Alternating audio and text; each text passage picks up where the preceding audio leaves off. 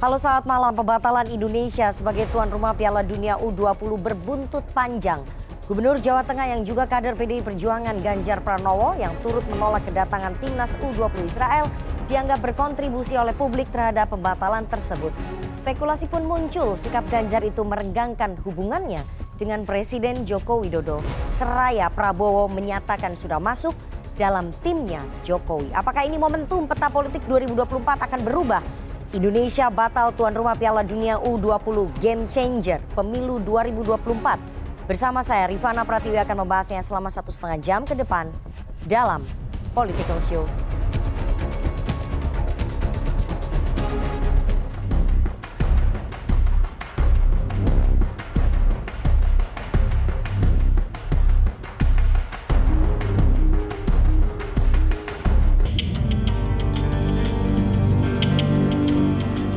Kabar buruk datang dari induk organisasi sepak bola dunia FIFA yang mengumumkan pembatalan Indonesia sebagai tuan rumah Piala Dunia U20. Dikutip dari situs resminya, FIFA menyebut alasan pembatalan karena kejadian yang berkembang saat ini di Indonesia. Ketua Umum PSSI Erick Thohir menjelaskan lebih lanjut terkait alasan FIFA membatalkan perhelatan Piala Dunia U20 di Indonesia. Erick menyebut FIFA melihat ada unsur intervensi di dalam negeri. Tentu ya kembali, FIFA ini kan otoritas tertinggi sepak bola di dunia.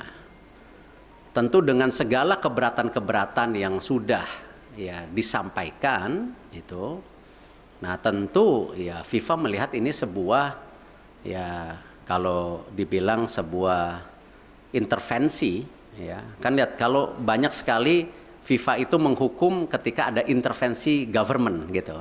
Tetapi di sini juga kan bentuknya intervensi.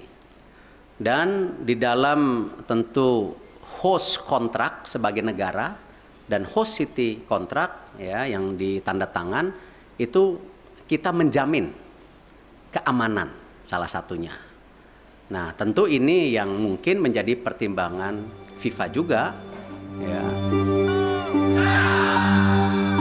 Tak pelak, kabar ini disambut kesedihan bercampur kecewa sederet pemain timnas Indonesia yang tinggal selangkah lagi berlaga di Piala Dunia U20. Marcelino Ferdinand mengaku kehilangan mimpi besar teman-temannya yang ia tulis di media sosialnya. Kekecewaan juga datang dari pemain timnas U20 lainnya. Robbani Tasnim menuding alasan politis, jadi biang kerok mimpi Garuda Muda hancur lebur. Padahal tenaga, waktu, pikiran, hingga darah sudah dikerahkan untuk membela Indonesia. Pemain lainnya Hoki Caraka bahkan mengekspresikan kekecewaannya dan menyindir pihak-pihak yang meremehkan keikutsertaan Indonesia di Piala Dunia hasil jalur tuan rumah.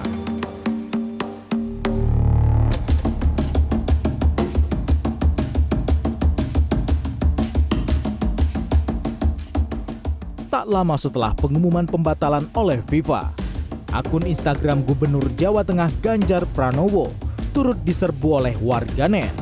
Hingga Kamis dini hari, kolom komentar di unggahan terakhir Ganjar di Instagram sudah dikomentari lebih dari 200.000 warganet.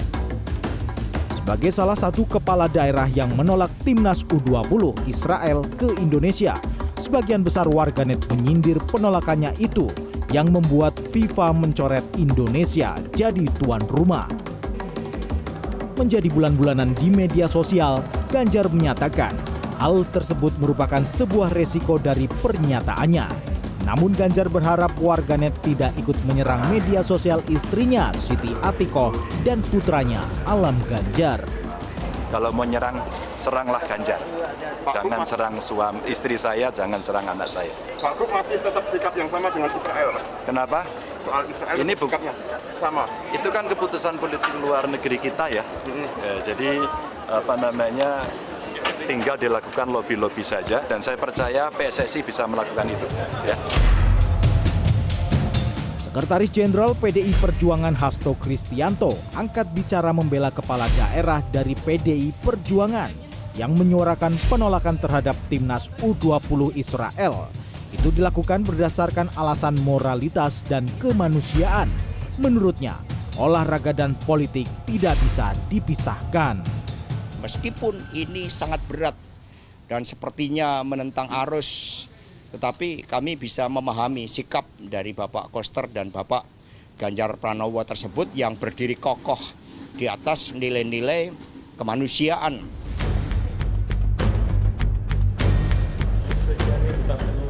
Sikap PDI Perjuangan itu tampaknya berbeda dengan sikap Presiden Joko Widodo. Jokowi menegaskan agar tidak dicampur adukan antara olahraga dan politik. Jangan mencampur adukkan urusan olahraga dan urusan politik. Saya menjamin keikutsertaan Israel tidak ada kaitannya dengan konsistensi posisi politik luar negeri kita terhadap Palestina. Karena dukungan kita kepada Palestina selalu kokoh dan kuat.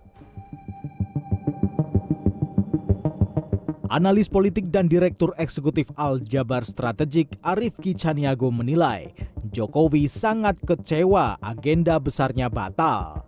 Jokowi diprediksi akan mengubah arah dukungan calon presiden dari Ganjar ke Prabowo Subianto karena Jokowi tipikal orang yang susah menerima pihak yang berbeda haluan dengan dirinya. Tim Liputan CNN Indonesia.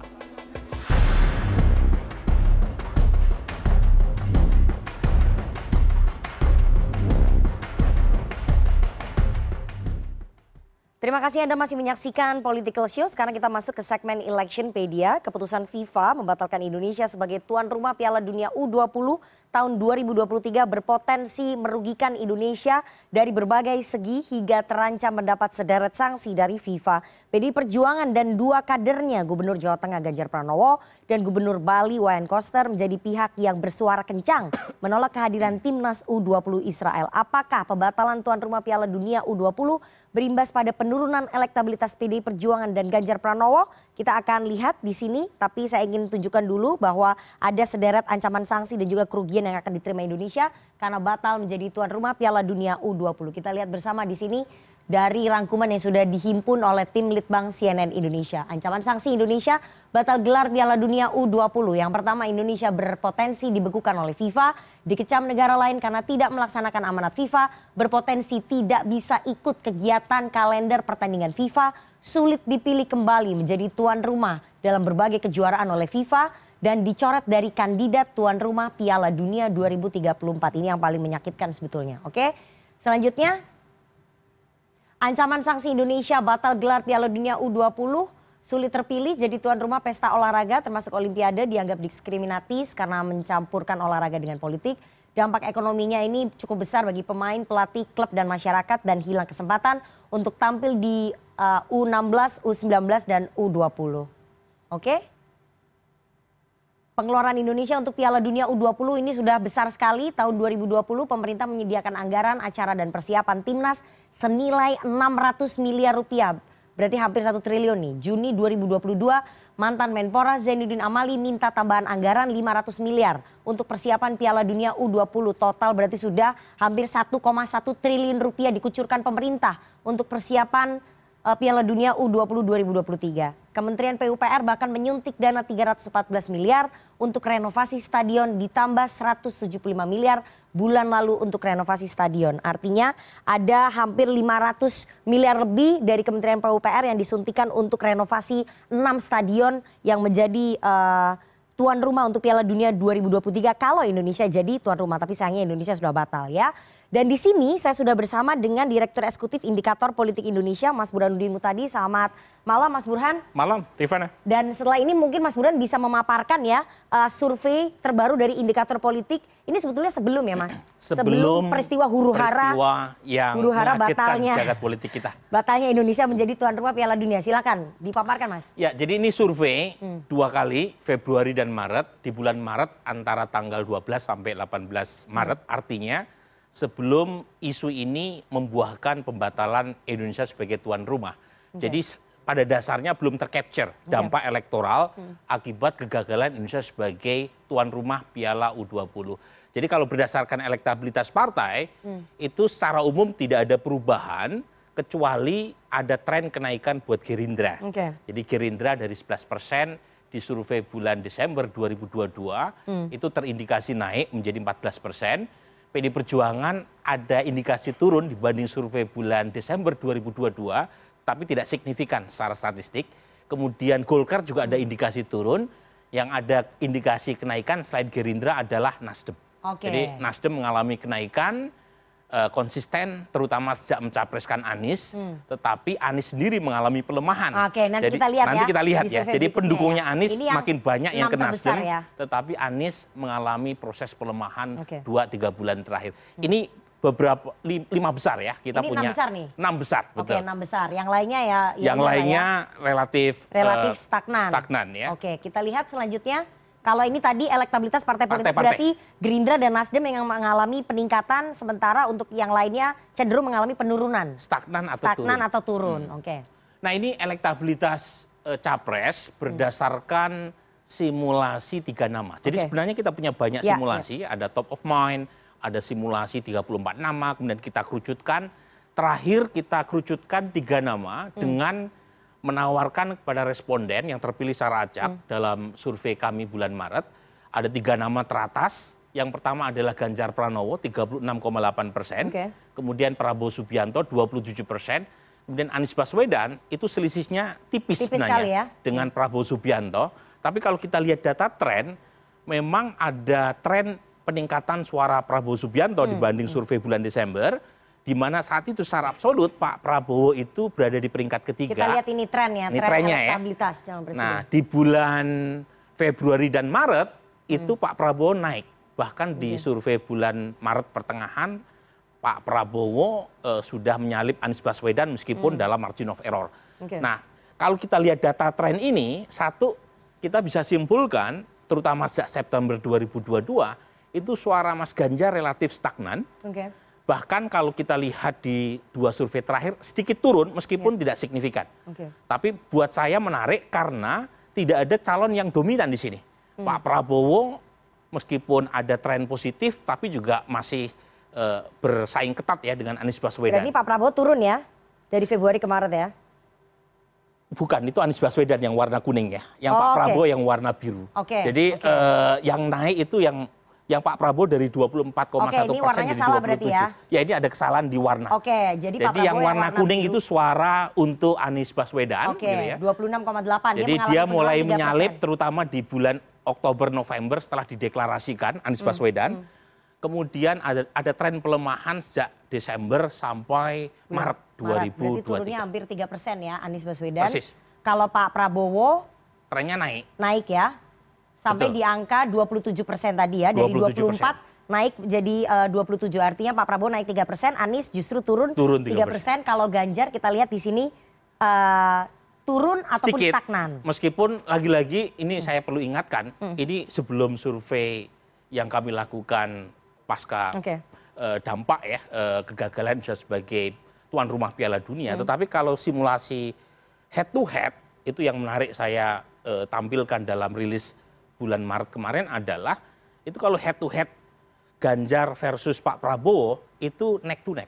Selisihnya di bawah 1%, 0,sekian persen. Ketat sekali berarti ya. Artinya kalau Anies Baswedan gagal masuk di putaran kedua, pendukungnya lebih banyak yang lari ke Pak Prabowo ketimbang Ganjar. Jadi itu perlu diwaspadai oleh Ganjar Pranowo karena bagaimanapun kalau melihat peta per hari ini tidak ada satupun calon yang bisa membungkus kemenangan dengan 50% persatu. Termasuk Pak Prabowo, termasuk Anies Baswedan. Jadi harus masuk putaran kedua dulu ya. Masuk putaran kedua dulu, baru kemudian run off gitu ya, melawan mereka yang berada di peringkat kedua, yang lolos di putaran selanjutnya. Ini sebelum peristiwa huru-hara Indonesia batal menjadi tuan rumah Piala Dunia. Ini kayaknya lagi turun survei, betul Mas? Beberapa hari lagi gitu ya. Kita sebenarnya punya survei by phone, tetapi menurut saya survei by phone kurang representatif. Karena ada 17% warga yang tidak punya HP. Jadi artinya kita harus secara rendah hati mengatakan survei by phone itu tidak merepresentasikan seluruh warga. Nah ini survei tatap muka semua. Sehingga bisa memberikan gambaran lebih pasti terkait dengan peta elektoral yang sangat dinamis. Dan saya harus akui sejak 99, kemudian 2003 melakukan survei opini publik, inilah peta elektoral paling dinamis yang pernah saya alami sejak Pilpres pertama 2004. Jadi belum bisa diprediksi siapa yang menang? Sampai 11 bulan sebelum Pilpres kita belum tahu. Oke. Ini bagian dari misteri Tuhan selain jodoh dan kematian. Siapa yang akan menang? Kalau proyeksi pasca pembatalan ini surveinya akan turun berarti? Ya, insya Allah gitu ya. Kita akan turun, tapi lagi-lagi saya coba ingin mengurangi satu klaim yang mendahului kehendak Tuhan. Jadi kita tidak tahu sebenarnya apakah dampaknya itu besar, kalau besar seberapa banyak, dan siapa yang diuntungkan. Sejauh ini baru asumsi. Ya, kita perlu secara lebih hati-hati untuk statistik secara empirik. Jadi baru kita tahu siapa yang terkena dampak elektoral paling besar dan siapa yang mendapatkan berkah elektoral. Itu angka statistik yang bisa nanti menunjukkan ya Mas. Dan apakah kemudian dari PDI Perjuangan masih tetap percaya diri bahwa tidak terkena dampak elektoral? Apakah kemudian Gerindra juga melihat ini sebagai berkah elektoral? Kita nanti akan membahasnya bersama dengan narasumber yang sudah ada di studio. Tapi kita harus jeda terlebih dahulu. Jangan kemana-mana, tetap bersama kami di Political Show.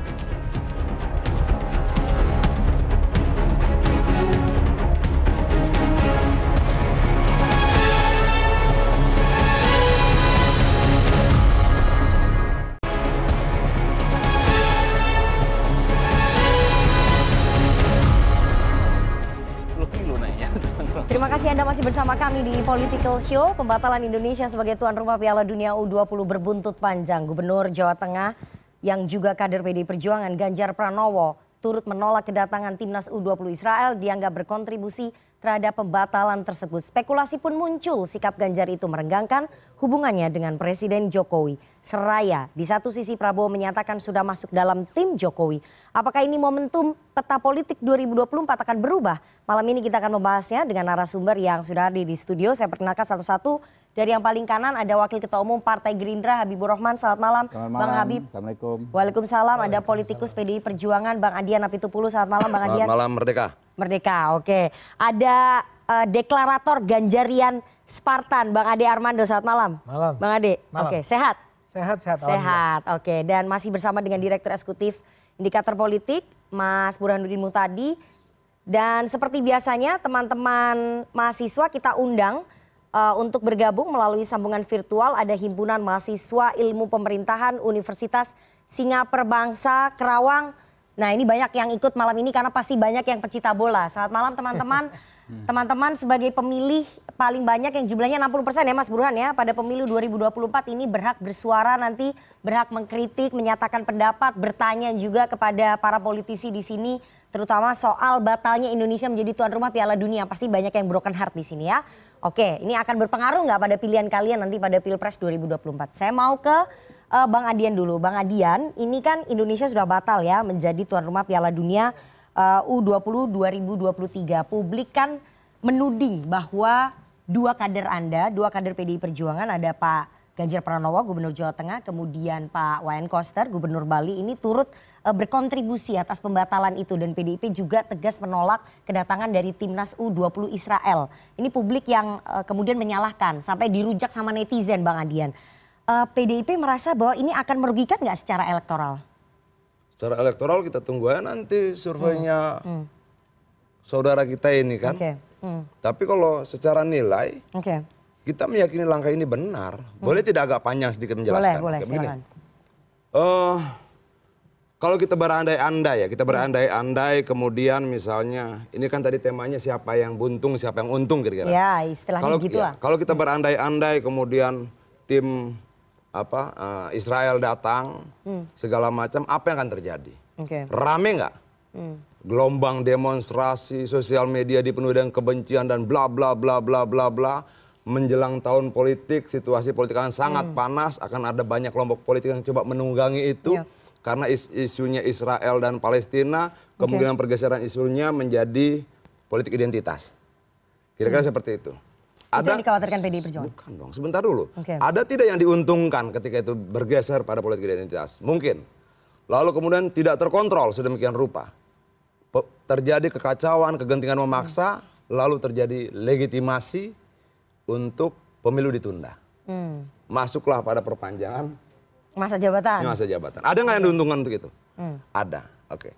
Apa yang dilakukan itu dalam konteks kemanusiaan dan sebagainya, walaupun tidak berangkat dari analisa tersebut, tanpa disadari kemudian peluang untuk menggunakan situasi untuk pemilu ditunda perpanjangan 3 periode dan sebagainya terbantahkan. Itu loh. Peluang untuk kemudian isu Israel Palestina berkembang menjadi politik identitas terbantahkan. Dalam konteks itu disadari tidak disadari, berangkat dari analisa itu maupun bukan, menurut saya bangsa diuntungkan. Itu loh. Nah ini ada mahasiswa nih. Boleh tidak mereka punya pendapat? Boleh dong. Boleh tidak mereka punya sikap? Boleh. Boleh tidak kemudian buruh semua punya sikap dan pendapat? Boleh. Boleh tidak Ganjar dan Koster punya sikap? Boleh juga. Yang penting dasar sikap itu memang tidak rasis. Tidak menyerang etnis, suku, agama dan sebagainya. Tapi berangkat dari pertimbangan historis, ideologis dan kemanusiaan. Enggak ada yang salah. Dan pernyataan Ganjar maupun Koster tidak menolak Piala Dunia loh.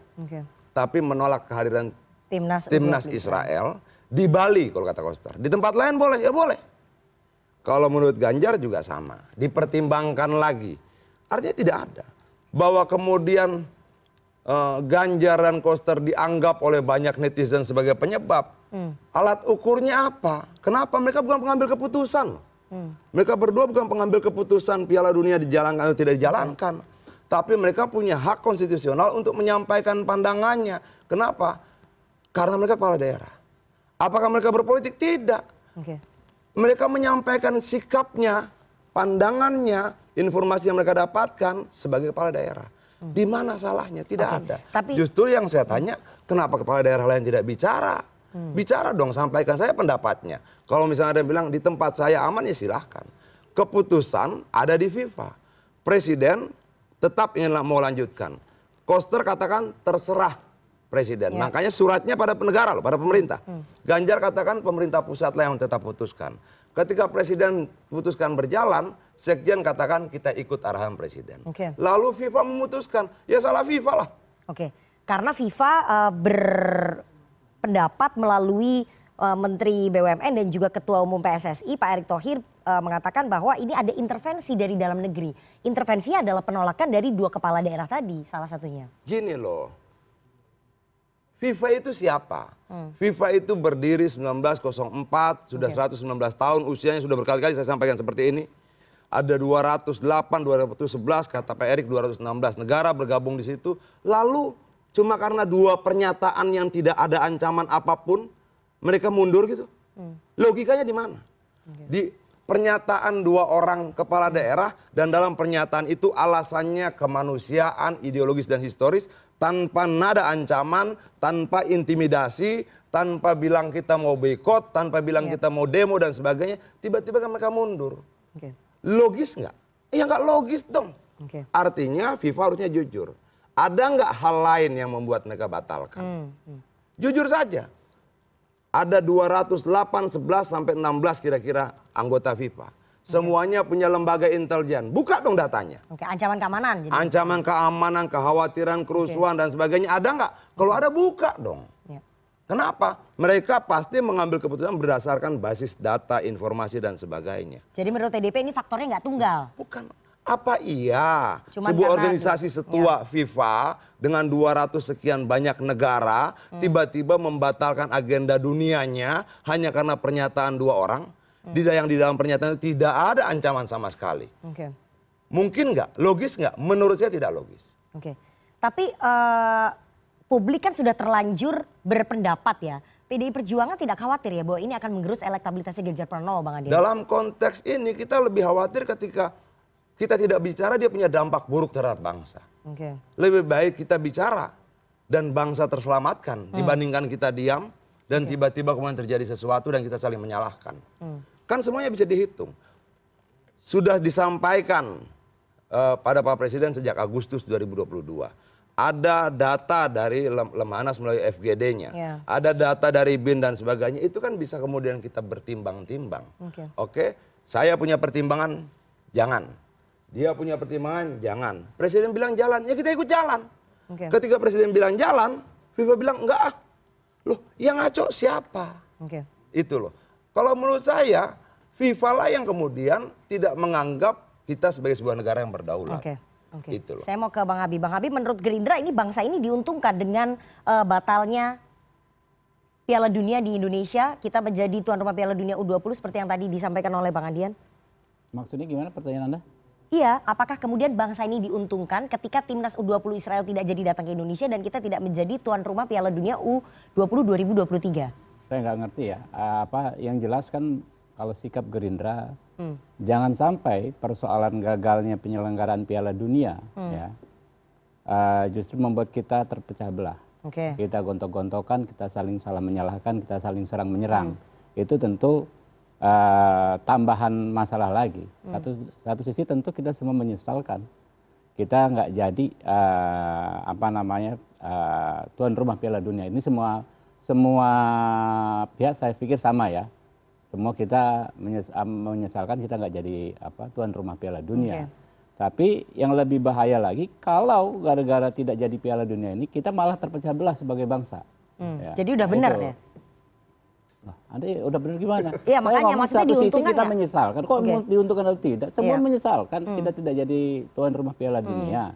Tapi di sisi lain jangan sampai ini justru menjadi pemecah belah antar kita. Kita saling gontok-gontokan, kita saling serang menyerang. Kok tadi bisa ambil kesimpulan sudah? Enggak, makanya saya tanyakan tadi kan Bang Adian saya mengatakan. bilang kita jangan saling salah menyalahkan. Ya terus? Jadi kesimpulannya bagi Gerindra bagaimana? Apakah kemudian Saya sudah katakan kita semua menyesalkan kita batal jadi tuan rumah Piala Dunia. Jadi tidak ada yang diuntungkan? Apa? Jadi bangsa ini tidak kita diuntungkan? Semua menyesalkan. Apa diuntungkan? Diuntungkannya dari para kita semua menyesalkan. Oke. Saya mau ke Bang Ade. Bang Ade, apakah kemudian memang bangsa ini diuntungkan? Gitu. Orang harus jawab begitu. Apakah kemudian bangsa ini diuntungkan ketika kemudian batal menjadi tuan rumah Piala Dunia U20 2023? Anda kan mau ngadu-ngadu. Tadi kan sebenarnya data-datanya sudah disajikan ya. Berapa besar kerugian yang kita emban akibat dibatalkannya. Ini paling tidak kita sudah bicara ekonomi, uang yang keluar sudah berapa banyak. Cuma bahkan kalau kita bicara tentang para fans sepak bola, ya ini adalah sebuah kesempatan yang luar biasa kan, bisa menyaksikan sebuah ajang Piala Dunia langsung di Indonesia. Para pemain sendiri juga sudah mengakui bersedih, menyatakan bahwa mereka seperti kehilangan harapan bahwa cita-cita mereka akhirnya tidak terwujud. Tapi yang terpenting di sini menurut saya begini, ini semua yang dikatakan oleh Bung Adian tadi adalah berdasarkan asumsi-asumsi tertentu yang mungkin saja benar. Ya, saya tidak ingin membantah apakah benar ada ancaman keamanan di sini. Kita tidak melihat data semacam itu, tapi mungkin Bung Adian atau barangkali PDIP punya data-data semacam itu. Tapi yang jelas di ruang publik itu tidak pernah diungkapkan sebetulnya. Ya. Yang kita tahu sebagai orang di luar ini semua adalah, dan saya rasa para mahasiswa atau para penonton hanya tahu bahwa sebetulnya semua berjalan begitu lancar sampai 2 bulan sebelum Piala Dunia itu berlangsung. Ketika 2 bulan sudah mau berlangsung itu, tiba-tiba saja ya mula-mula Pak Wayan Koster ya. Walaupun sebenarnya suratnya Pak Wayan Koster itu tidak cukup meledak. Ini diikuti oleh Pak Ganjar Pranowo beberapa hari kemudian. Dan itulah yang kemudian meledakkan ini semua. Apakah FIFA mengambil keputusan berdasarkan itu atau tidak, kita nggak tahu. Tapi yang jelas kronologinya begitu. Ya. Jadi Pak Ganjar membuat pernyataan bahwa sebaiknya Israel ditolak. Dan kemudian selanjutnya FIFA menyatakan bahwa Indonesia dibatalkan menjadi tuan rumah. Nah, kalau kronologinya semacam itu menjadi sangat wajar bahwa orang kemudian mengait-ngaitkan dengan pernyataan Pak Ganjar tersebut. Dan ingat, Pak Ganjar tuh sama sekali dan PDIP dan Pak Wayan Koster tidak menyebut soal yang tadi disebut oleh Bung Adian sebenarnya. Hanya murni menyebut soal timnas U20 Israel? Bukan, enggak. Kenapa timnas Israel itu ditolak? Ingat ya, timnas Israel sebetulnya sudah kita ketahui akan menjadi salah satu peserta sejak setahun yang lalu. Ya. Tapi kalau sekarang tiba-tiba 2 bulan sebelum hari H itu dibatalkan, harusnya ada alasan yang jelas kan? Kenapa sekarang tiba-tiba PDIP atau Ganjar atau Koster itu menyatakan sebaiknya kita menolak Israel? Nah, penjelasan yang diberikan yang saya ingat dari Pak Ganjar adalah karena ini sesuai dengan amanat Bung Karno. Ya. Dan kemudian itu kaitannya sama Asian Games, Konferensi Asia Afrika, Ganevo. Ya. Jadi kaitannya adalah dengan sesuatu yang amanat Pak Bung Karno sekitar barangkali kalau saya nggak salah sekitar 60 tahun yang lalu. Ya. Jadi itu yang kemudian menjadi pangkal persoalan. Karena ini menjadi ramai dan Pak Ganjar adalah seorang gubernur Jawa Tengah loh, yang sebetulnya tidak terlalu relevan untuk mengeluarkan sikap. Ini beda dengan Pak Wayan Koster, yang adalah gubernur Bali.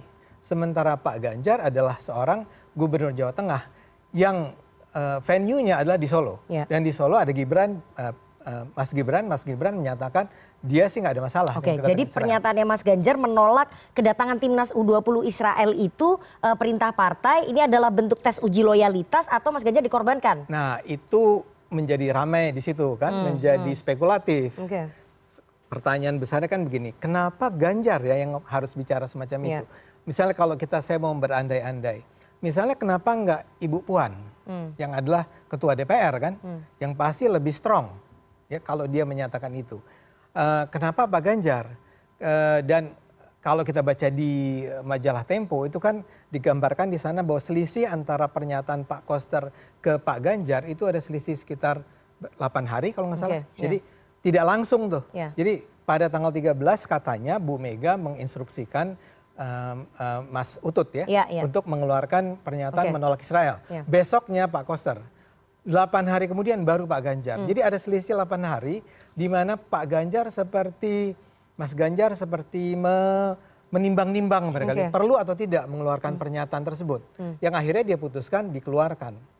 Jadi ini tes uji loyalitas menurut Anda? Sehingga wajar dong. Atau dikorbankan? Sehingga wajar kalau kemudian orang berspekulasi, paling tidak menganalisis, berspekulasi, membayangkan bahwa hanya Mas Ganjar yang diminta untuk mengeluarkan pernyataan ini dan bukan tokoh-tokoh PDIP yang lain. Barangkali karena ya memang untuk menguji seberapa loyal dia terhadap keputusan partai. Ya.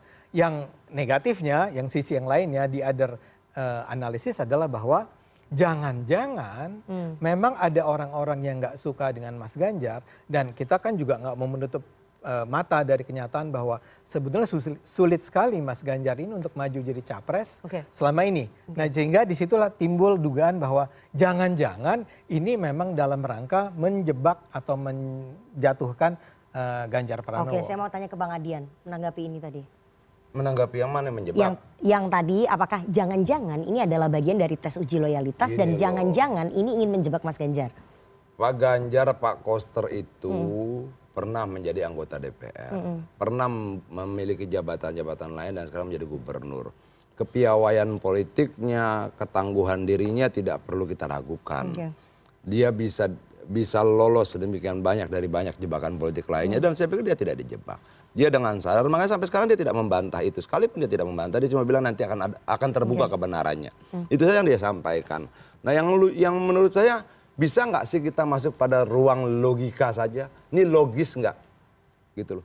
Saya selalu membayangkan hampir setiap malam ini Ganjar dan Koster ini berdua. Ya gak? Seolah-olah itu membuat 216 negara ini mundur gitu loh. Ini logikanya di mana? Seolah-olah 216 negara ini gemetar ngelihat Ganjar sama Koster. Walaupun omongan mereka juga bilang, jangan tim Israel jangan datang ya. Nggak ada ancaman apapun. Gitu loh. Kok tiba-tiba begini? Oh nggak logis ini. Menurut saya tidak logis. Ini mempermalukan FIFA sendiri. Kalau Bung Ade bilang Spartan, ya Spartannya mereka berdua gitu loh. Dua orang melawan 216 negara dengan seluruh pasukannya, dengan seluruh aparat keamanannya dan seluruh rakyatnya. Kira-kira seperti itu. Apa iya? Apa ia sedahsyat itu Ganjar? Atau dia dikambing hitamkan oleh sebuah gerakan lain yang mungkin mau mencuri momentum politik? Itu siapa maksudnya? Saya tidak tahu. Tapi kita periksa. Dari tadi pagi saya baca betul pernyataan Pak Koster. Saya sampai ambil suratnya. Saya baca betul pernyataan Pak Ganjar. Gak ada sesuatu yang istimewa. Dia cuma bilang, jangan tim Israel janganlah datang ke Bali. Bali loh kata Koster. Bukan ke Indonesia, ke Bali. Ganjar juga cuma bilang standar seperti itu. Gak ada ancaman, gak ada intimidasi, gak ada bilang kami akan boikot, kami akan demonstrasi, akan ada. Gak ada. Sangat intelektual bahasanya, sangat tertata. Bobotnya memang bobot seorang gubernur gitu. Terus apa masalahnya? Yang saya takutkan begini. Ketika kita benarkan orang mencaci maki, membuli orang lain karena pernyataan-pernyataan sikapnya, kita jadi menghakimi orang lain dan berlaku diktator tanpa kita sadari. Lebih baik kita periksa salahnya di mana pernyataan mereka. Ada nggak? Kalau nggak ada, biarkan itu hak mereka. Itu loh. Orang selalu katakan begini, saya tidak setuju pendapatmu, tapi hakmu untuk menyampaikan pendapat itu akan saya bela sampai mati. Kira-kira seperti itu gitu. Tapi, bukan kita caci maki. Ya, Bang Ade, tapi apapun yang dikatakan oleh Mas Ganjar kan sekarang diserang ya oleh publik ya. Ini sebetulnya merugikan ya berarti untuk elektoral Mas Ganjar dan tiket pencapresan yang juga belum pasti begitu. Oh iya, saya seperti dikatakan tadi, saya ini Ganjarian. Saya anggota Dewan Pembinanya ya. Dan sekarang ini sudah berulang kali saya dikontak, dihubungi oleh berbagai orang yang menyatakan saya mundur aja deh, saya nggak jadi dukung Ganjar. Kalau kita baca berbagai medsos tadi dikatakan kan Instagramnya Mas Ganjar itu diserbu oleh nggak tahu berapa ribu katanya tadi ya. Dan mayoritas atau banyak diantaranya yang menyatakan bahwa saya kecewa, saya tidak lagi menjadi pendukung Ganjar. Jadi jelas walaupun kita memang harus menunggu hasil survei berikutnya ya. Tapi kalau ini sih buat Mas Ganjar jelas sesuatu yang merugikan dalam pandangan saya. Dan sayangnya seperti saya katakan tadi, saya adalah pendukung Ganjar dan saya merasa bahwa sampai saat ini Ganjar adalah kandidat terbaik untuk menjadi presiden di Indonesia ya. Tapi akibat ini ya, ini bisa berdampak sangat serius terhadap elektability dia dan juga mungkin terhadap PDIP. Mas Burhan, bagaimana kemudian publik melihat peristiwa pembatalan Indonesia menjadi tuan rumah Piala Dunia ini? Apakah memang berdampak serius terhadap elektoralnya Ganjar Pranowo dan juga PDI Perjuangan meskipun belum ada datanya ya Mas ya? Tapi ini kan publik sebegitu merujak nih, netizen ini merujak di Instagramnya Mas Ganjar, kemudian ke PDI Perjuangan gitu. Dari situ aja masih udah bisa tergambar gak sih? Sebenarnya ada survei telepon yang kami lakukan secara representatif tanggal 22 sampai 27 Maret. Nah tentu ada kelemahan karena tidak bisa mewakili seluruh rakyat Indonesia. Tapi setidaknya data BPS, mereka yang punya HP itu 83%, cukup besar. Nah dari survei yang kami lakukan itu ada temuan menarik. 53 sampai 59% warga Indonesia itu pada dasarnya setuju Piala Dunia tetap diadakan di Indonesia meskipun dengan resiko harus mendatangkan Israel. 53 sampai 58% ya? Tergantung simulasi pertanyaannya. Tetapi 8 simulasi yang kami pakai itu semuanya menemukan mayoritas masyarakat setuju bahwa Israel boleh datang karena bagian dari peserta yang lolos kualifikasi. Nah ini menarik karena waktu kami melakukan survei itu, ruang publik itu diisi oleh suara penolakan dan bukan hanya dari PD Perjuangan, tapi juga dari PKS, dari PAN, termasuk dari ormas Islam seperti Muhammadiyah atau MUI.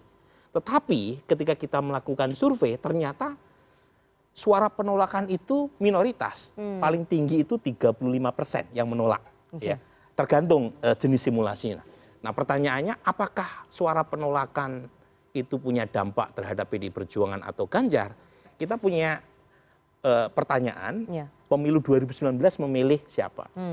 Nah mereka yang memilih PD Perjuangan ada 19% dalam survei kami yang mengaku di pemilu terakhir, itu ternyata sebagian besar setuju Israel tetap datang. Jadi artinya ada gap antara aspirasi elit dengan basis konstituen. Nah siapa yang menolak kehadiran Israel? Sebagian besar adalah mereka yang mengaku memilih PKS dan PAN dan P3. Nah artinya penolakan itu memang ada resonansinya, tetapi di kalangan basis pemilih partai-partai Islam tadi. Ya. PKB pun mayoritas setuju, tetapi 3 partai Islam ini dalam survei kami itu menolak kehadiran Israel. Nah berikutnya kita juga punya pertanyaan, capres siapa yang akan ibu bapak pilih jika pemilu diadakan pada saat survei dilakukan. Nah lagi-lagi menarik temuannya, mereka yang mengaku memilih Anies Baswedan mayoritas telak menolak kehadiran Israel. Tetapi yang mengaku akan memilih Ganjar mayoritas tetap setuju Israel hadir karena mereka merasa Israel itu adalah peserta yang lolos kualifikasi Piala Dunia. Jadi lagi-lagi yang ingin saya katakan adalah ada gap antara aspirasi elit dengan basis masanya. Nah pertanyaannya, apakah mereka yang setuju, yang kebetulan mengaku akan memilih PD Perjuangan atau Ganjar, kemudian melampiaskan kekecewaan ke yang lain, saya tidak tahu. Karena surveinya dilakukan sampai tanggal 27 Maret. Sebelum pembatalan. Dan apakah eskalasi kekecewaan itu membesar, karena terakhir kan 59% yang tetap setuju Israel hadir. Asumsinya saat itu Piala Dunia tetap berlangsung. Ternyata kan beberapa hari kemudian ada keputusan FIFA yang mengatakan dibatalkan. Nah itu wallahu alam. Jadi belum tahu siapa yang dapat untung dan dapat rugi ya? Meskipun ada beberapa analis yang mengatakan kemungkinan mereka yang merasa kecewa dengan statement PD Perjuangan atau Ganjar, kemudian melampiaskan kekecewaan dengan memilih calon yang lain, misalnya ke Pak Prabowo, itu make sense. Karena karakteristik demografinya mirip. Jadi justru aneh kalau kecewa terhadap statement Ganjar larinya ke Anies. Karena Anies pada dasarnya udah menolak basis masanya juga demikian. Cuma lagi-lagi ini kan spekulasi. Kita tunggu dulu survei yang lebih saintifik, yang face to face. Sorry, saya mau tanya. Anies pernah menolak? Bukan, maksud saya kalau belum kita pernah lihat. ada pernyataan. Belum pernah ya? Komposisi pemilih. Kalau kita, kan ada pertanyaan. Jika Pilpres diadakan hari ini, siapa yang ibu bapak pilih? Mayoritas pendukung Anies menolak. Ya, kedatangan timnas U20. Itu yang kemudian membuat Anies dia diem saja kan, karena dia ngapain? Karena suaranya udah terrepresentasikan oleh penolakan misalnya segmen pemilih ormas Islam dan lain sebagainya. Tapi poin saya ini rumit, rumit karena terus terang ada banyak hal, banyak variabel yang kita tidak tahu persis, gitu ya. Apa yang disampaikan Bung Adian atau Bung Ade tadi itu menambah komplikasi. Tapi buat pemilih itu sederhana mereka melihatnya. Jadi yang disampaikan oleh Bung Adian mungkin sebagian dianggap asumsi. Tetapi yang sudah pasti adalah satu, tuan rumah dibatalkan. Dua, hitung-hitungan soal kerugian. Meskipun kita bisa berdebat ya. Misalnya sama Bung Sandiaga, apa betul sampai sekian triliun. Tapi paling tidak kan sudah ada nih ongkos yang harus dibayar. Nah pertanyaannya, publik ini menyalahkan siapa atas kegagalan itu? Nah ini bagian dari misteri yang kita harus tunggu lebih sabar. Karena hasil surveinya karena surveinya belum ada. Basis pemilih Ganjar bisa beralih ke Prabowo. Gerindra melihat peluang itu nggak, Bang Habib? Ya kita nggak sepragmatis itu ya. Ini soal kehidupan berbangsa dan bernegara beyond ya, jauh di atas otak-atik peralihan dukungan. Saya tapi perlu sampaikan bahwa sikap Gerindra adalah tegak lurus, ya, loyal kepada pemerintah, sikap pemerintah di mana Piala Dunia ini kan Under 20 sudah sejak lama diputuskan, ada proses kualifikasi dan lain sebagainya, yang secara de facto ada lolos tim Israel dan itu pun ya Duta Besar Palestina sendiri yang menyampaikan bahwa ini istilahnya Palestina bisa memahami bahwa kehadiran Israel kalaupun hadir ya, karena sebagai hasil dari kontestasi, hasil dari bukan dia diundang begitu saja tapi hasil kontestasi. Yang kedua tidak mengurangi dukungan Indonesia kepada Israel. Nah, kata Zuhair Al-Sun itu Duta Besar tersebut sehingga kita semakin yakin bahwa kita memang tegak lurus pada keputusan pemerintah dalam hal ini ya, menyelenggarakan Piala Dunia ini. Nah, saya nggak mau ngomong ini Mbak ya, kita harus ngomong pemilu ini masih hampir setahun lagi ya. Kalau dibilang game changer itu omong kosong saya pikir ya. Dan di atas soal kontestasi pemilu ada hal-hal besar yang menurut kita ya kan perlu kita jadikan topik untuk kontestasi ini. Masa sih game changer karena soal FIFA doang gitu kan ya. Kita enggak lah. Jadi kalau perintah Pak Prabowo jelas ke saya tadi yang saya pertama sampaikan. Kita jangan terpecah-pecah. Kita mau Piala Dunia kita udah ribut ya kan. Gagal pun kita mau ribut-ribut lagi. Ngapain kita buang waktu ya. Yang paling penting adalah udahlah sekarang kita cari evaluasinya seperti apa. Cari bagaimana meringankan dampaknya ini seperti apa ke depan otoritas olahraga kita. Tapi kalau dapat berkah elektoral masa nggak bersyukur? Apa? Masa kalau dapat berkah elektoral? Ya makanya kadang-kadang kan teman-teman ini kan menjebak kita seolah-olah kita sepragmatis itu gitu, serendah itu. Gitu. Itu kan saja. Kata pengamat, kemungkinan mungkin ada pergeseran. Ya, kita harus tetap mengedukasi publik. Ya, Bang Adian bahwa ada gap perbedaan antara basis kepentingan elit dengan suara di publik tadi yang disampaikan oleh Mas Burhan dari hasil surveinya. Jadi ada perbedaan pandangan antara elit dengan publik menanggapi soal kedatangan timnas U20 Israel dan itu terpotret dari hasil survei. Gimana? Ya, sebenarnya kan banyak yang kita sampaikan termasuk saya tadi itu lebih besar presentasinya dengan pengandaian dalam bentuk asumsi-asumsi ya. Misalnya begini, kalau misalnya saya contohkan, memangnya kalau timnas Israel datang ke Indonesia yang dibawa bolanya, kaosnya, atau jangan-jangan ada konflik yang itu terbawa. Itu loh. Mungkin publik melihat sebatas bolanya yang dibawa, atau kaosnya yang dibawa, atau simbol-simbol kesebelasannya yang dibawa. Kalau berhenti di situ, ya bagus. Tapi kalau kemudian konfliknya ikut terbawa bagaimana? Itu loh. Siapa yang bertanggung jawab terhadap itu? Ini asumsi. Tapi maksud saya kalau menjawab apakah ada gap tadi, ya bisa saja. Karena mungkin kita melihat lebih, wah kalau ini gimana segala macam. Faktor yang itu lebih banyak. Dan sampai saat ini memang tidak ada satupun kata dari Ganjar dan Koster yang bilang batalkan Piala Dunia. Tidak ada. Tidak ada gitu loh. Jadi jangan kemudian, dia cuma menolak satu negara. Jangan dijadikan alasan bahwa dia menolak semuanya. Tidak. Saya mau ke Bang Ade. Tapi dijawabnya nanti dulu bahwa ada pergeseran tadi basis pemilih Ganjar yang mungkin ke Prabowo Subianto melihat tadi ada gap antara kepentingan elit dengan suara publik. Ini bagaimana tanggapan dari relawannya Ganjar, tapi kita harus jeda terlebih dahulu. Jangan kemana-mana, tetap bersama kami di Political Show.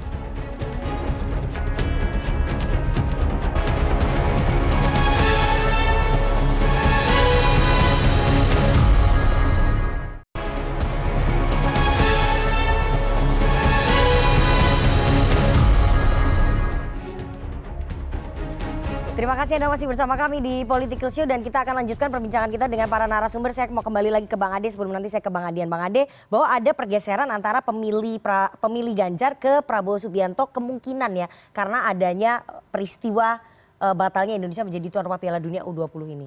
Ya itu kan asumsinya Mas Burhan adalah bahwa melihat kesamaan aspek demografis kali ya. Jadi yang paling dekat sama pendukungnya Ganjar, PDIP maksudnya, itu adalah Gerindra. Jadi sangat make sense bahwa kalau mereka akhirnya meninggalkan PDIP, dia gitu kan kira-kira tadi ya. Dan posisi politik juga, karena posisi PDI Perjuangan, Gerindra, Pak Prabowo maupun Ganjar itu dianggap sebagai, kalau istilah teknisnya namanya Jokowi lane. Karena jalur Pak Jokowi. Bahkan saya tadi belum sempat mengabarkan waktu mempresentasikan kenapa Pak Prabowo naik, itu persis setelah Pak Prabowo itu mendapatkan endorsement berkali-kali per awal November 2022. Jadi kita punya data analisisnya, suara Pak Prabowo itu sudah berkurang 60% di kalangan pemilihnya sendiri 2019.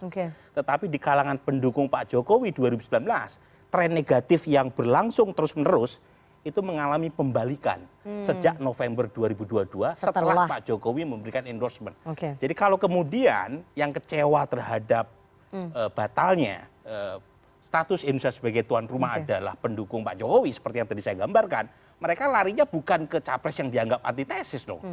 Larinya ke capres yang satu lane, satu kolam lagi. Satu kolam. Kira-kira itu analisis saya ya. Iya, saya rasa iya. Dan ya kita harus ingat bahwa ya, kalau ditanya, karena saya pendukung Ganjar kan, ini menyedihkan nggak? Ya buat saya sih menyedihkan.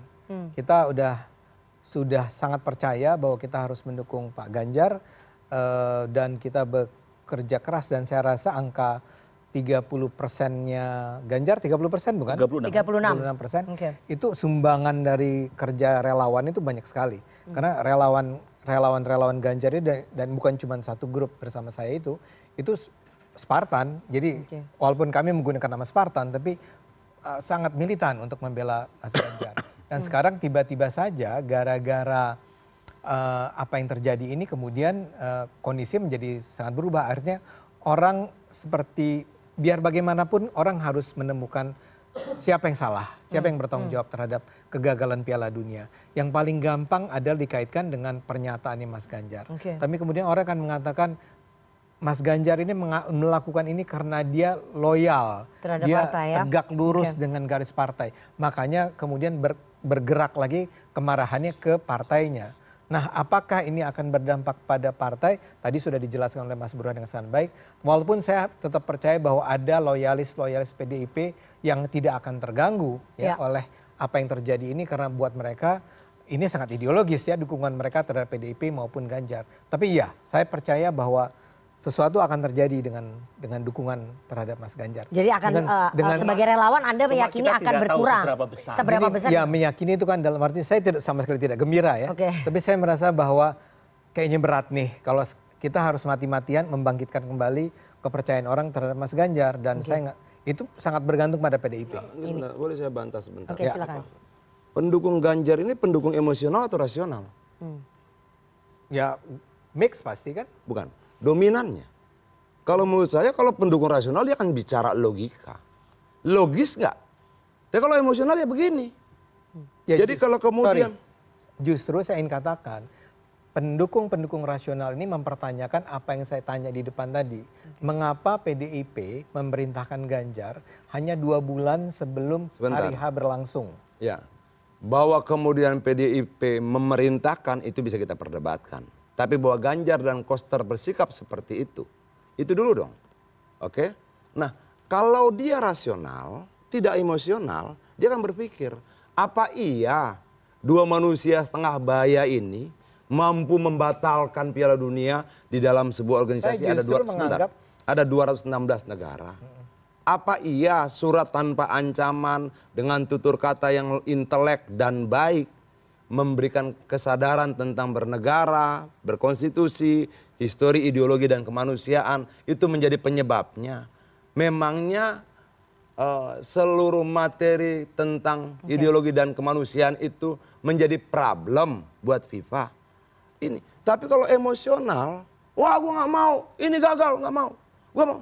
Nah, menurut saya ini juga bagian dari pencerdasan pendukung Ganjar. Jangan dong kemudian kita ambil suaranya seperti yang bilang Habib tadi, orangnya tidak kita cerdaskan. Menjadi pendukung emosional, gampang pindah tanpa kajian. Yang penting nggak suka pindah, nggak suka pindah. Walaupun sebagai sebuah langkah politik misalnya, dalam konsentrasi politik ini, semua langkah politik dia kaji baik-baik. Itu loh. Oke, saya boleh? Oke, silakan. Saya justru menganggap Anda mendowngrade, merendahkan PDIP, Ganjar, ya. Karena begini, Ganjar himself itu bukan seorang sosok biasa-biasa saja. Dia sendiri adalah seorang calon presiden yang sangat tinggi suaranya. Dia merepresentasikan sebuah partai pemenang pemilu dengan jumlah suara terbesar dalam mungkin pemilu terakhir ya.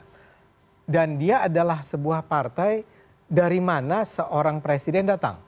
Jokowi adalah dari PDIP. Jadi penolakan PDIP itu means a lot. Berarti sangat banyak. Kebetulan yang menolak bukan hanya PDIP. Di sisi lain ada 212, ada FPI, ada MUI, ada macam-macam. Sekarang kalau saya menjadi orang di luar, melihat bahwa ada kombinasi dari 2 kekuatan besar, satu kekuatan nasionalis utama, PDIP adalah kekuatan nasionalis utama. Yang satu lagi adalah, saya nggak tahu penyebutannya apalah, tapi kelompok konservatif utama. Kalau kedua pihak ini sama-sama menyatakan penolakan ya terhadap penyelenggaraan Piala Dunia, itu menjadi sesuatu yang sangat besar. Nah, masalahnya kemudian, masalahnya kemudian Mas Ganjar ini tidak memberikan penjelasan yang cukup rasional tentang mengapa Indonesia harus menolak Israel. Kan tadi saya katakan, kenapa tinggal 2 bulan sebelum acara ini berlangsung baru bicara penolakan PDIP ini. Kenapa sebelumnya yang paling gampang berbagai diskusi sudah mengingatkan ini. Kenapa nggak ngomong sebelum-sebelumnya berdiskusi? Ini salah satu yang paling penting. Ada parliamentary union, interparliamentary union di Bali tahun gitu. lalu, bukan PDIP bahkan tidak bersuara, bahkan ketika itu Ibu Puan adalah ketua sidang, ketua komisi kalau tidak salah, dan tidak ada penolakan sama sekali. Buat orang yang berpikir secara rasional, ada sesuatu yang sangat mengganggu dari apa yang sedang terjadi. Justru saya ingin mengatakan, justru karena para pendukung Ganjar ini adalah orang-orang nasional, mereka akan berpikir panjang tentang apa yang sebetulnya terjadi dengan Ganjar, mengapa dia sedemikian mudah untuk tiba-tiba mengatakan penolakan. Oke, silakan. Ya, kalau kemudian yang Bung Ade sampaikan itu menempatkan Ganjar dan Koster tidak menjadi insan politik mandiri. Yang dia juga pada saat yang sama menjadi kepala daerah. Anda kan yang sampaikan bahwa langkah dia, pernyataan dia, kalimat dia disetir. Dia adalah boneka. Nggak bisa dong. Anda yang merendahkan Ganjar. Artinya bahwa kita harus percaya. Mau dari manapun masukannya, dia mengambil keputusan itu dan kesadaran full. Kesadaran pada kalimat, terhadap dampak, resiko, dan sebagainya. Artinya memang kenapa kalian mau memperjuangkan Ganjar sebagai presiden? Karena keyakinan itu. Jangan kalian downgrade dong. Bahwa seolah-olah dia bisa ngambil keputusan dan tidak sadar resiko. Dia bisa ngambil keputusan dan ternyata gue cuma diperalat. Nggak bisa dong. Itu loh. Jadi dia harus sadar penuh dengan segala resikonya. Dan kita tidak bisa bicara politik itu selamanya sama.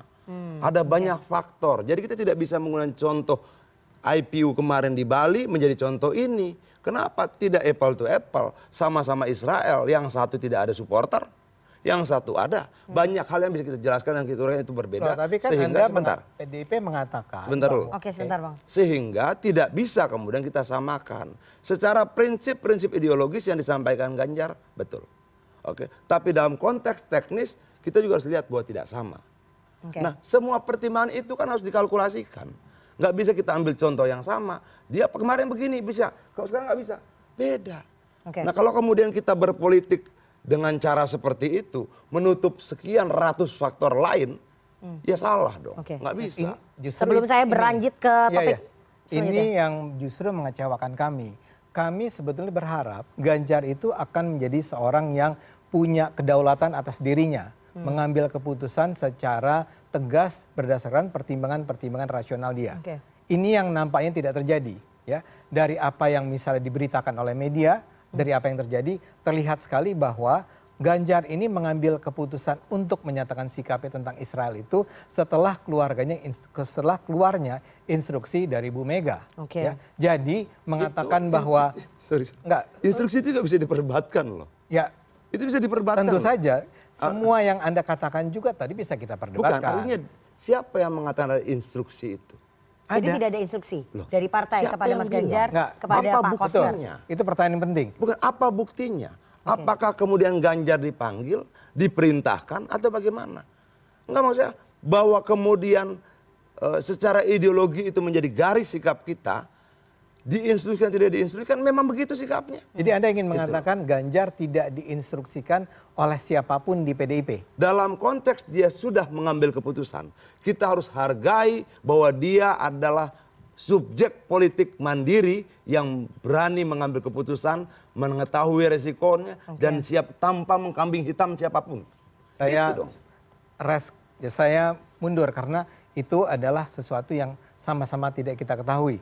Apakah dia melakukan itu atas dasar instruksi? Kesan saya sih dari apa yang ditulis oleh media massa adalah seperti itu, Bung. Mungkin saya salah, tapi yang kita kira-kira yang saya dengar tapi begini loh maksudnya. Dia mengambil keputusan untuk berbicara. Koster mengambil keputusan untuk menulis surat. Adalah keputusan sadar.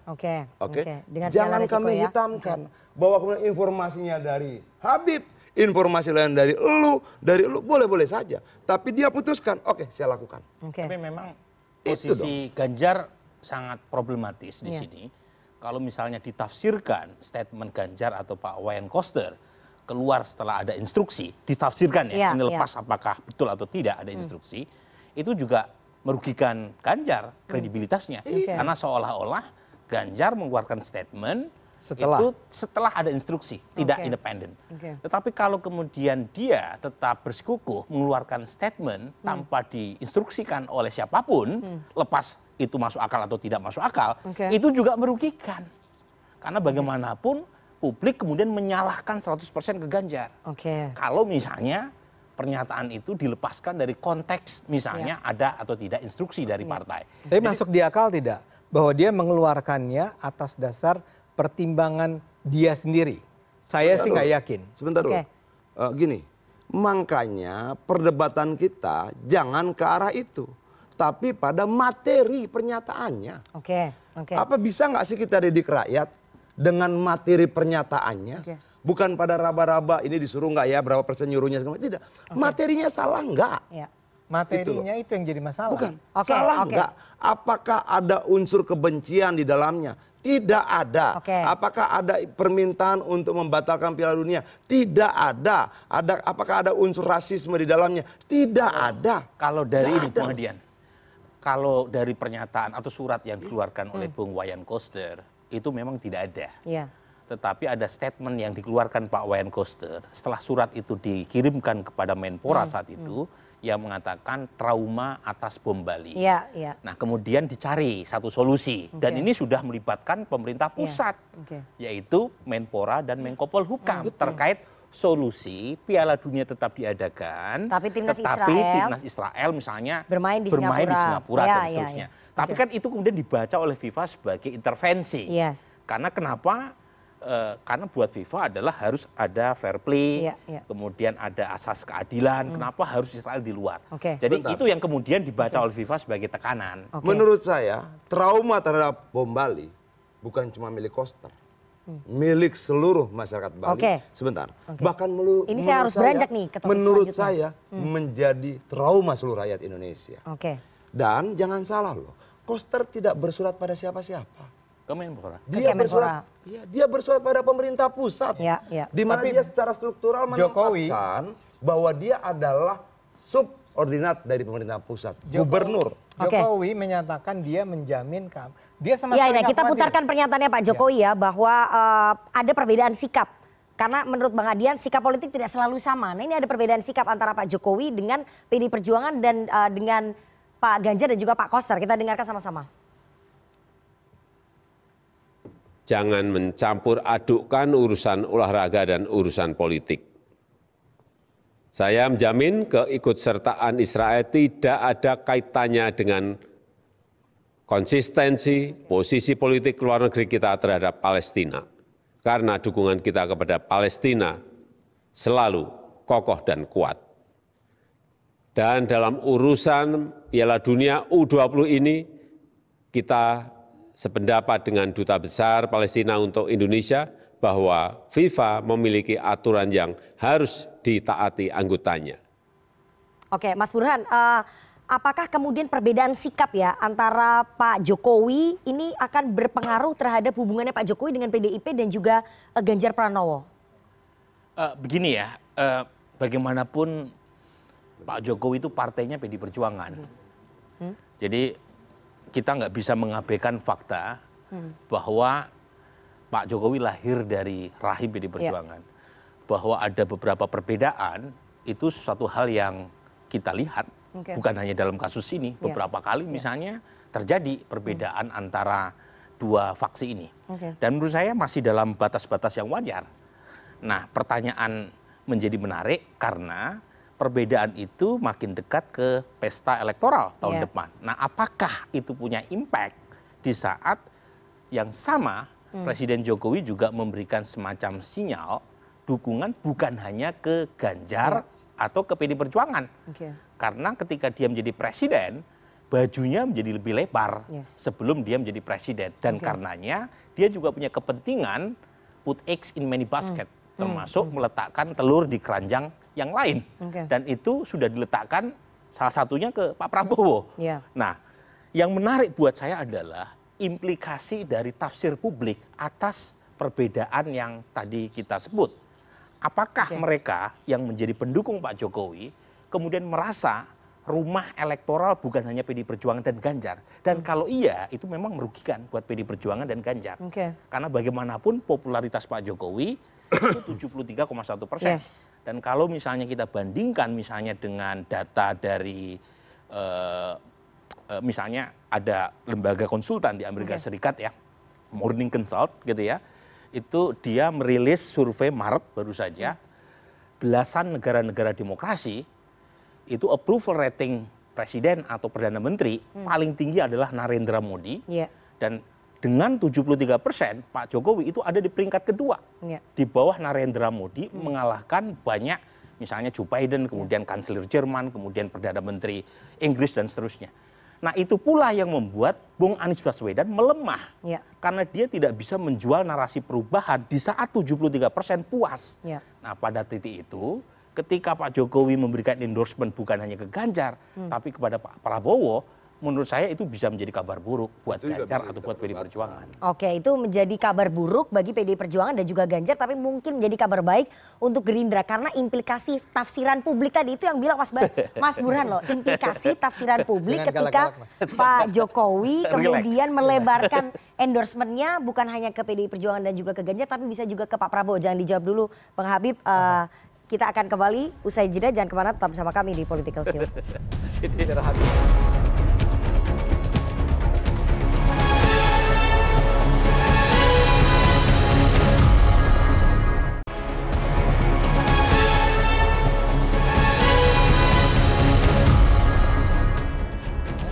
Terima kasih Anda masih bersama kami di Political Show dan kita akan lanjutkan perbincangan kita dengan narasumber dan juga mahasiswa. Sebelum saya ke mahasiswa, saya mau ke Bang Habib dulu. Bang Habib, implikasi tafsiran publik terhadap itu tadi endorsementnya Pak Jokowi yang kemungkinan bisa put many things in one basket. Jadi mungkin ketika sedang hubungannya kurang baik dengan Mas Ganjar dan juga PDI Perjuangan melebarkan dukungan ke Pak Prabowo. Nah itu implikasinya tafsiran publiknya itu bisa memberikan berkah elektoral lagi-lagi gimana? Ya silahkan saja mau pengamat, media atau publik menafsir dan berasumsi. Tapi kalau kita lihat ini kan Pak Prabowo menjalankan nilai-nilai kepemimpinan yang memang sudah dia jalankan selama ini. Linear aja Pak Prabowo. Apa sih coba? Apa yang salah ya?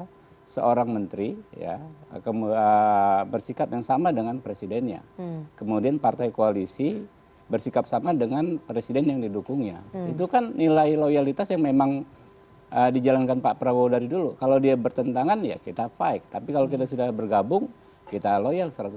Itu yang dilakukan. Kalau toh ada publik yang mengapresiasi dan lain sebagainya, itu kan bukan bukan sesuatu yang kita rencanakan, wah ini supaya didukung publik. Itu murni nilai-nilai. Makanya kan ini kan ya genuine aja ya yang dilaksanakan Pak Prabowo. Nggak aneh, sejak awal isu ini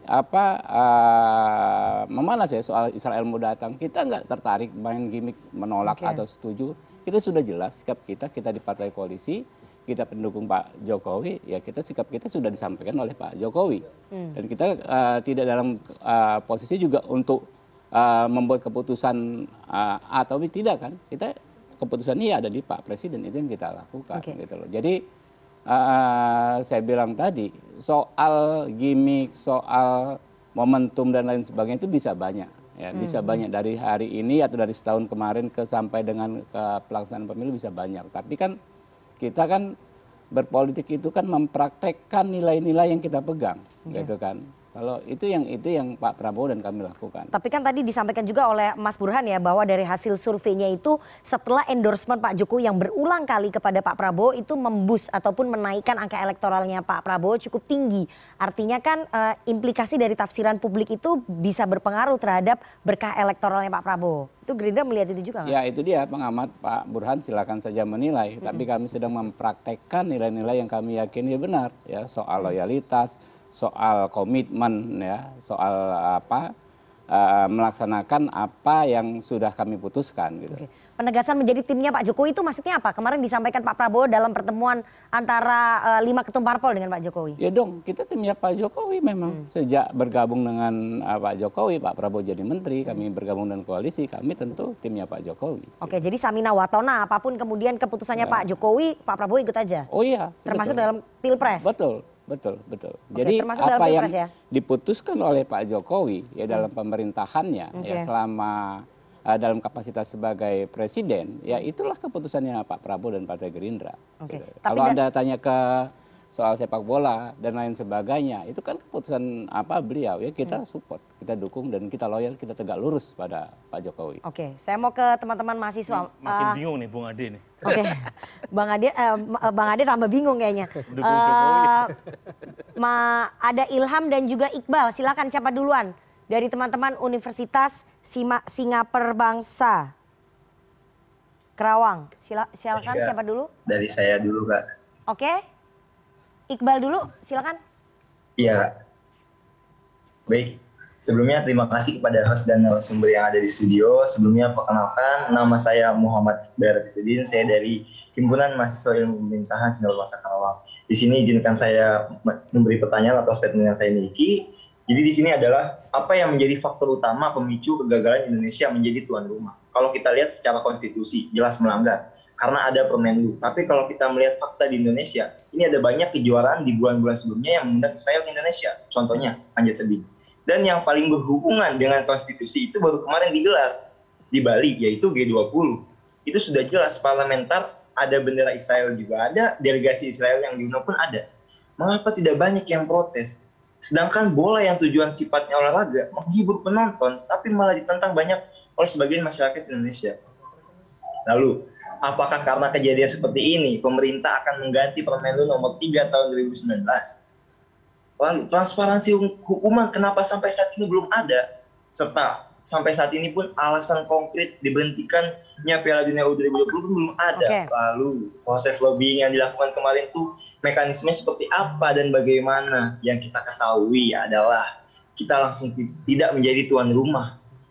Yang menjadi pertanyaan di benak saya adalah bagaimanakah proses lobbying yang dilakukan dan apa saja yang sudah dibicarakan PSSI dan FIFA. Menurut pandangan saya, hal ini harus segera diselesaikan. Okay. Karena yang terjadi saat kita tidak tahu informasi yang valid, yang ada hanya dugaan yang membuat masyarakat menjadi lebih percaya. Okay. Sekian, terima kasih. Oke, itu Iqbal. Ini Permenlu harus segera direvisi. Harusnya pertanyaannya ke pemerintah ini. Di Kemenlu-nya nggak ada. Dan juga soal lobby-lobby antara PSSI dengan FIFA, ini nggak ada perwakilan PSSI. Jadi sulit juga, nggak apa-apa. Nanti coba dijawab. Satu lagi, Ilham, silakan. Baik, terima kasih kesempatannya. Di sini perkenalkan, nama saya Ilham Hidayat. Jadi saya sebagai Ketua Departemen Keilmuan dari IMAIP Universitas Singapura Bangsa Karawang. Okay. Di sini saya ingin bertanya kepada para narasumber. Jadi dapat kita lihat sendiri banyak kekecewaan dari berbagai pihak mengenai pembatalan Indonesia sebagai tuan rumah di Piala Dunia U20 ini. Dari masyarakat biasa hingga para pemain timnas U20 tentunya.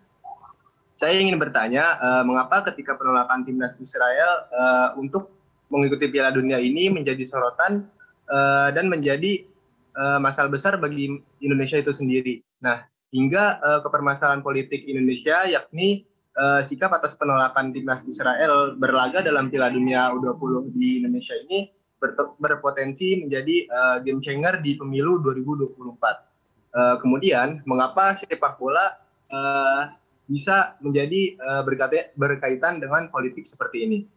Karena dapat kita lihat sendiri, penggemar sepak bola ini sangat banyak di negara kita ini, termasuk saya sendiri.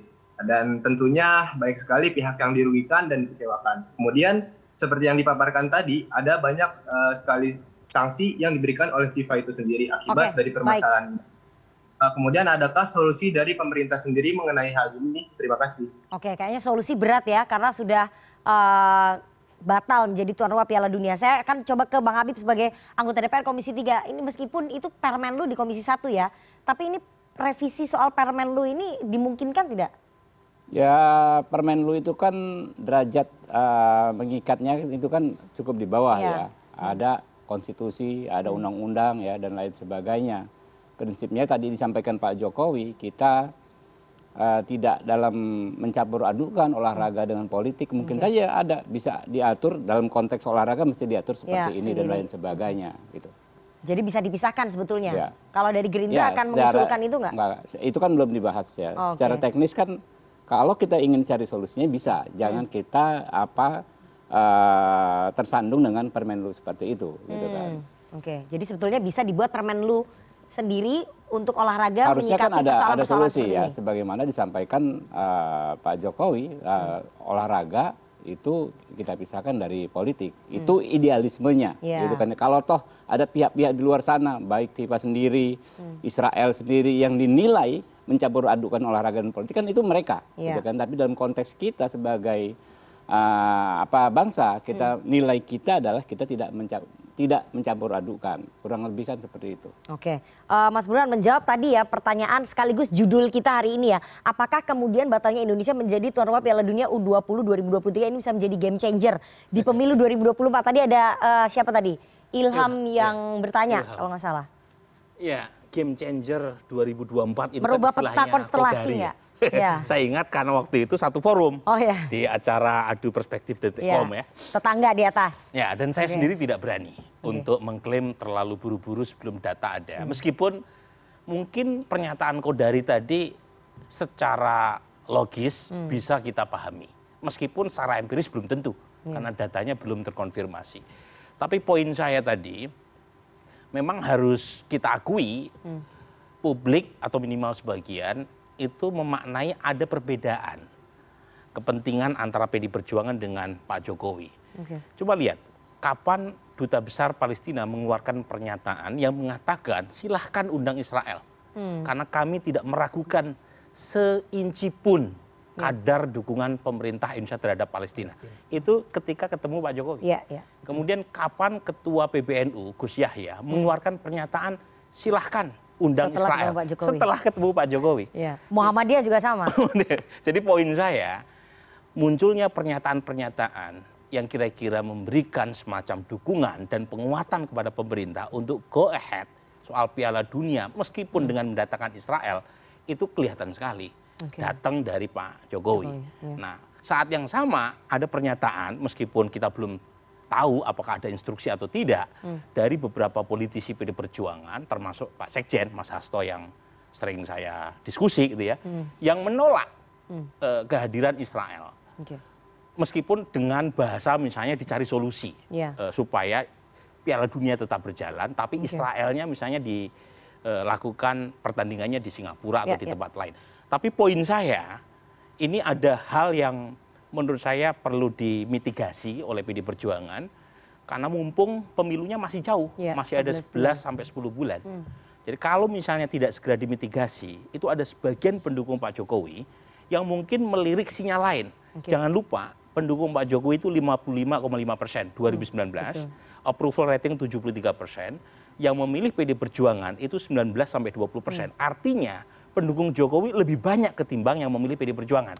Jadi perlu dimitigasi dampak ini supaya kongruensi antara dukungan terhadap Pak Jokowi di 2019 dengan kepada PDIP itu kembali berjalan. Sebab kalau tidak bisa jadi sebagian pendukung Pak Jokowi melirik yang lain. Gitu. Ini bagaimana Bang Adian untuk memitigasi PDI Perjuangan supaya tadi pemilihnya Pak Jokowi tidak melirik ke tempat yang lain? Karena jumlah pemilihnya Pak Jokowi lebih banyak dibandingin pemilihnya PDI Perjuangan. Kita mau jawab dari pakai argumentasi apa nih? Argumentasi sejarah atau argumentasi apa? Kalau argumentasi sejarah, PDI Perjuangan itu mengalami kesulitan itu berkali-kali loh. Berkali-kali. Kantornya diserang, ada berapa yang meninggal, segala macam, diduduki, direbut, apa, kantor. Berkali-kali. Dan berkali-kali juga kita buktikan kita sanggup melewati masa-masa sulit itu. Artinya bahwa itu secara historis menjadi hukum sejarah bagi PD Perjuangan, kita nggak gentar. Kita akan maju terus. Apalagi kalau kita berangkat dari keyakinan kita pada kebenaran. Yang disampaikan Pak Ganjar, yang disampaikan Pak Koster memang untuk Indonesia. Tidak untuk dirinya. Itu dulu kita clear gitu loh. Dia tidak menyebarkan kebencian, dia tidak membagikan pecah belah, argumentasi yang memecah belah, negatif, rasisme, tidak ada. Semua yang disampaikan baik. Dan dia sebagai gubernur bertanya pada presiden. Ketika presiden jawab, clear.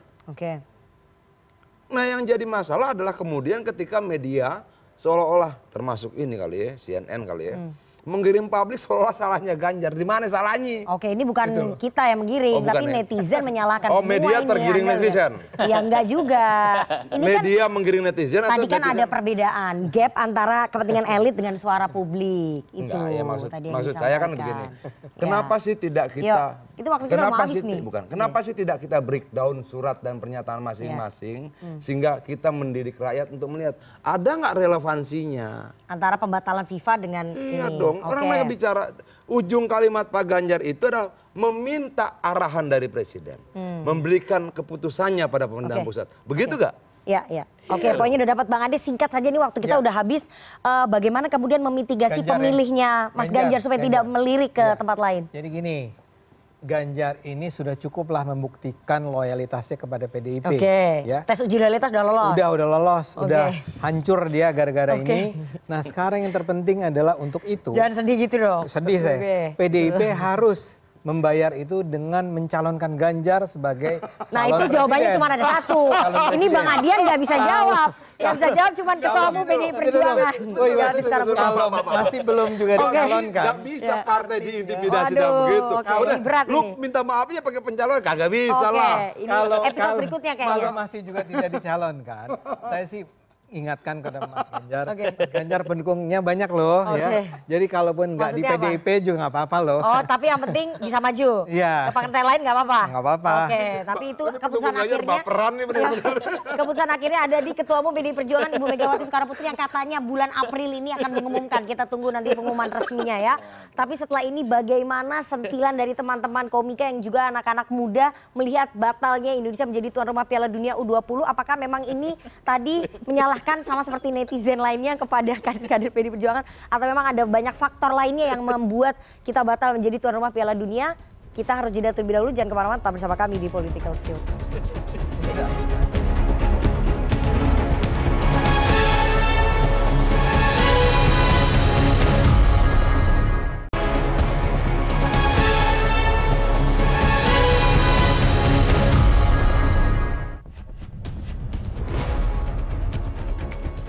Assalamualaikum warahmatullahi wabarakatuh. Waalaikumsalam warahmatullahi wabarakatuh. Perkenalkan, nama saya Muhammad Ronaldo. Saya Duto Triaji. Kita ngebahas U20 lagi nih, Toh. Betul.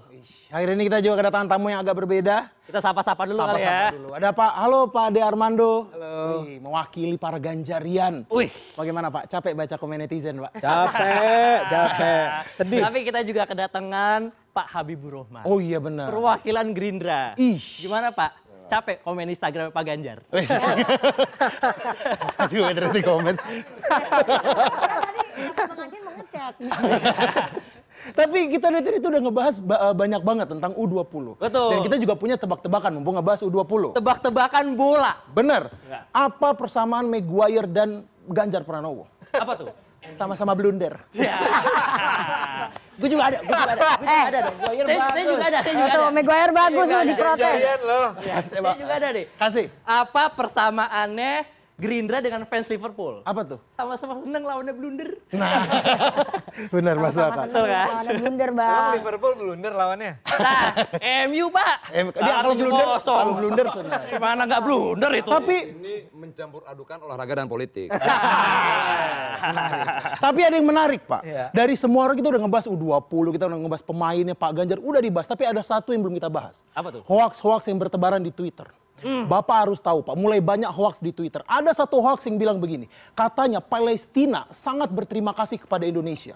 Saking berterima kasihnya, dia sampai memberikan slot Piala Dunianya kepada Indonesia.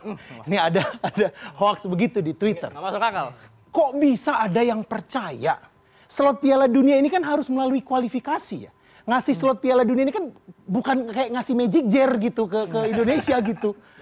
Gampang itu. Ngasih slot Piala Dunia ke Indonesia itu tuh ibaratnya kayak 2019 lalu Pak Jokowi menang resmi jadi presiden, tiba-tiba Pak Jokowi bikin statement, kayaknya Pak Prabowo aja deh yang jadi presiden. Nah nggak bisa gitu, nggak bisa kayak begitu. Segampang itu ya. Ada peraturannya. Dan sekarang Pak, netizen supporter semua lagi deg-degan menunggu apa sanksi dari FIFA. Menurutku nih abang-abang sekalian semua senior-senior, kita harus lebih tegas daripada FIFA. Sebelum FIFA nge-ban kita ikut Piala Dunia, kita harus ban dia duluan nggak ikut Piala Presiden gitu deh. Gitu. Harus kita ban duluan ya. Kita ban duluan ya. Tapi ini Dok, kalau gue lihat-lihat nih ya, ada perbedaan dari cara merespon Pak Ganjar dan Pak Iwayan Koster Dok. Apa perbedaannya? Kalau Pak Ganjar ketika dihujat netizen, beliau diam, menunggu suasana tuh tenang dulu. Betul. Gitu. Dan menurut saya pinter. Namun Pak Iwayan Koster berbeda, bapak-bapak, ibu-ibu sekalian. Beliau tetap berpegang teguh terhadap kesalahannya. Iya, bahkan beliau berharap FIFA mencoret Israel dari Piala Dunia U20. Pak Iwayan Koster nih, mohon maaf Pak. Udah Pak, udah. Ingat, Bapak tuh hampir dicoret loh oleh rakyat sendiri. Nah itu. Dan kalau kita lihat nih ya, paling rame itu sebenarnya Instagramnya Pak Ganjar. Benar. Bener, rame banget tuh. Hujatan tapi. Hujatan rame. 350.000 orang. 350.000 itu banyak banget loh. Banyak banget. Gue lihat ya, Instagramnya Raffi Ahmad aja, postingan terakhir itu cuma 300-an yang komen. Ini kan menandakan kalau Pak Ganjar siap jadi influencer. Betul. Iya kan? Saya yakin ya, pada malam-malam gitu, Pak Ganjar lihat HP-nya, notif gue banyak nih. Dia langsung mikir, konten mana lagi nih yang FYP? Iya benar, masuk akal. Betul. Tahu FYP nggak Bang?